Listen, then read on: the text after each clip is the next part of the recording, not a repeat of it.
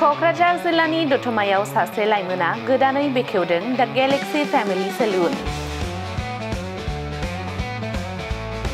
गोदान आदबजों खानाय सिननाय आरो मोखां फोसाबनाय सिबिथाय होनो गुबुन रायजोनि आखा-फाखा हेयारड्रेसारफोरखौ लानानै दिनै फुङाव गोदानै दा गेलेक्सि फेमिलि सेलुन मुंजों बेखेवदों दतमा हालामनि राहुल आमिन मुंनि सासे लाइमोना।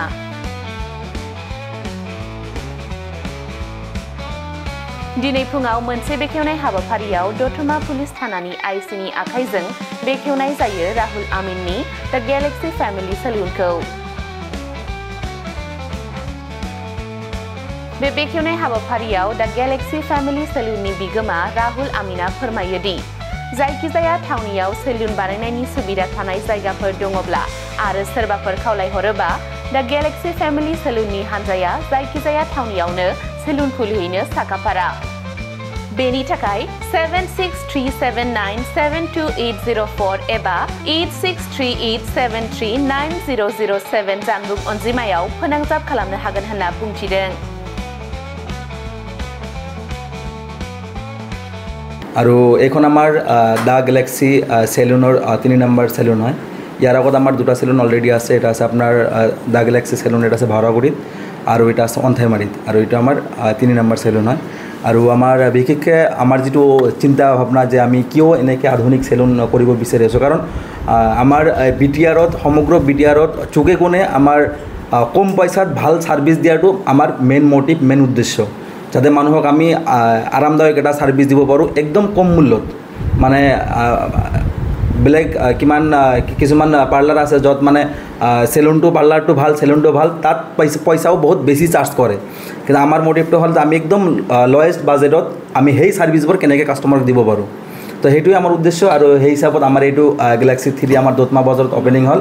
আৰু লগতে আমি এটা ইনফৰমেশ্যন দিব বিচাৰিম যে যদি এনেকুৱা কোনো লোকেশ্যন আছে ভাল, যে য'ত এখন এনেকুৱা পাৰ্লাৰৰ প্ৰয়োজন বুলি ৰাইজে ভাবে, আমি এটা কণ্টেক্ট নম্বৰ দি দিম। সেইটো নম্বৰত যোগাযোগ কৰিলে আমাৰ টিমে নিশ্চয়কৈ তাত যাব আৰু এৰিয়াখন চাব, আৰু তাতো এনেকুৱা এখন দা গেলেক্সি সেলুন অপেনিং কৰি দি থৈ আহিব। এইখিনি আৰু আমাৰ এই গেলেক্সি সেলুনত কি কাম হয় কি নহয়, আমাৰ ইয়াত আমাৰ মানে কাৰিকৰ আছে, অভিজ্ঞ কাৰিকৰ আছে, হুদুৰ দিল্লীৰ পৰা অহা। আমাৰ ইয়াত গেলেক্সি সেলুনত কাৰিকৰবোৰ চব বাহিৰৰ পৰাই আহে মেক্সিমাম। তো কোম্পানীৰ ফালৰ পৰা, দিল্লীৰ ফালৰ পৰা পঠায়। তো সেই কাৰিকৰৰ লগত আপোনালোকে অকণমান কথা পাতক, আপোনাক বুজাই দিব। লোকেশ্যনটো হ'লে এইটো আপোনাৰ দতমা মেইন বজাৰত নিয়াৰ আপোনাৰ ফ্লিপকাৰ্ট অফিচ এটা আছে, আৰু লগত আছে আপোনাৰ মছজিদ। তো একদম মেইন মাৰ্কেটত আছে। তো আশা কৰিম দতমাৰ ৰাইজে আমাৰ এই সেলুনখনক আঁকোৱালি ল'ব আৰু মানে ভাল ছাৰ্ভিচৰ ভাল যিটো মানে বেনিফিটটো মানে পাব।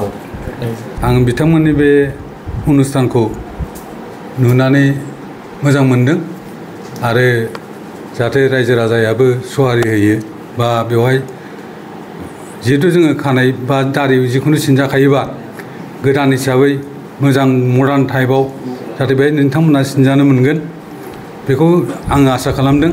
आरो बिथांमोननि बुंनाय मथेबा बेवहाय मथा-मथि मोजां सिस्टेमैनो बिसोर दखानखौ खालामदों, आरो मोजां रोखोमैनो जोङो माने गाव गावनि सेपखौ बानायनो हागोन। आरो दा आङो गासिबो जोंनि ओनसोलनि रायजो राजाफोरखौ बे गोदानै खुलिनाय गेलेक्सि बे सेलुन बेवहाय नोंथांमोनखौ फैनानै गाव गावनि माने खानायनि स्टाइल बा दारिफोरनि स्टाइलखौ जाहाथे बानायनानै लाफैयो, आं बेखौ खावलायदों। आरो जाय हक दिनैसो खुलिदों जिहेतु नोंथांमोना बयबो मिथिजोबा जानो हागौ। दा बे जायगाया जाहैबाय दतमा बाजार, नैबे जोंनि मसजिदनि खाथियावनो बेवहाय मोनसे बिल्डिं दं। बे बिल्डिंनि गाहायाव बे जोंनि बाजार एलेकायावनो मेन बाजारनि एसे साहा जायो। नोंथांमोना बेवहाय फैबानो मोनफैगोन। आरो ओरै जे सानजाहा थाङोबा लङा दालां मोनो। दा बे खाथियावनो नोंथांमोना फैयोबा बे दखानखौ मोनफैगोन। जाय हक आं दिनै बे माबायाव अपेनिङाव आंखौ लेंहरनानै आं नुजाफैबाय।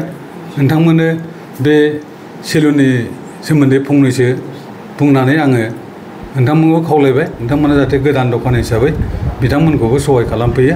आं बेखौनो आसा खालामनानै आंनि सुंद' बिबुंथिखौ आं बेहायनो फोजोबहरबाय।